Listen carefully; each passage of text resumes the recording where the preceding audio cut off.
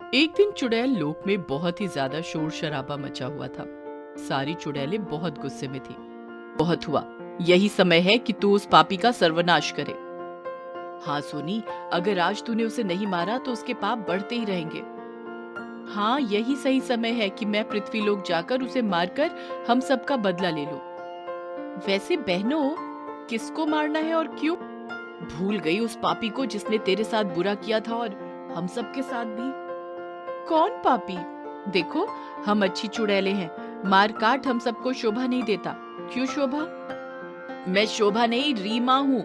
लगता है ये फिर से सब भूल गई। रागिनी, जरा इसका इलाज तो कर।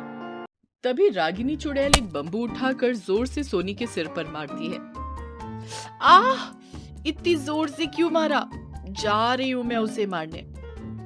कहीं ये वहां जाकर सब भूल ना जाए। रीमा चुड़ैल, तू इसके साथ में जा। हम यहीं से इस पर निगरानी रखेंगे। फिर दोनों चुड़ैलें भेष बदल कर पृथ्वी लोक पर जाती हैं और जगह जगह काम की तलाश में भटकने लगती हैं, लेकिन उन्हें काम नहीं मिलता। फिर वो साहिल के घर जाती है। साहिल दिखने में बहुत ही अच्छा था। उसकी एक बीवी थी नैना। दोनों ने कुछ ही दिनों पहले लव मैरिज की थी। वही नैना अपने घर से ढेर सारा पैसा चुरा कर लाई थी, जिससे दोनों पति पत्नी घर में ऐश कर रहे थे। तभी नैना के घर की बेल बजती है।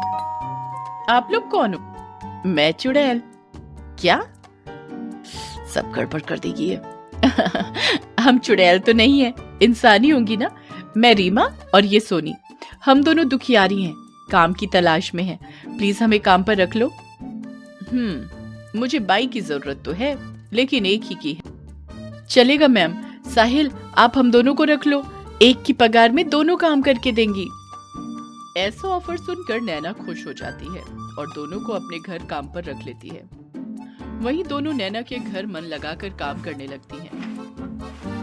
फिर एक दिन, मैं पार्टी में जा रही हूँ, घर आने में देर होगी। साहब आएंगे तो उनको खाना दे देना। ठीक है मेम साहब, यही सही मौका है उससे बदला लेने का। फिर दोनों चुड़ैल अच्छे से तैयार हो जाती हैं। वहीं जब साहिल घर आता है तो घर में दो सुंदर लड़कियों को देखकर मंत्रमुग्ध हो जाता है। यही सही मौका है इन दोनों को पटाकर उस नैना को यहाँ से भगाने का। तभी रीमा और सोनी दारू लेकर साहिल को अपने हाथों से पिलाने लगती हैं। मैं तुमसे शादी करूंगा, दोनों से। तुम बहुत सुंदर हो, क्या तुम मुझसे शादी करोगी? जरूर, पहले ये खत्म तो करो। और दोनों उसे खूब दारू पिलाती हैं। ये तो खत्म हो गई, रुको मैं लेकर आती हूँ। फिर जैसे ही रीमा और शराब लेने के लिए जाती है, तभी साहिल उसके उल्टे पैर देख लेता है। चुड़ैल! इतना कहकर वो वहां से भागने लगता है। अरे पकड़ उसे! सोनी सब भूल जाती है। अरे उसको भागने का मन है तो भाग जाने देना। वैसे भी जाने वाले को कोई रोक पाया है क्या भला? वो तेरा, मेरा और हम सभी चुड़ैलों का कातिल है। लेकिन सोनी को कुछ समझ में नहीं आता। अरे साहिल डार्लिंग, रुको, मैं भी तुम्हारे साथ साथ चल रही हूँ। हम अभी ही शादी कर लेंगे।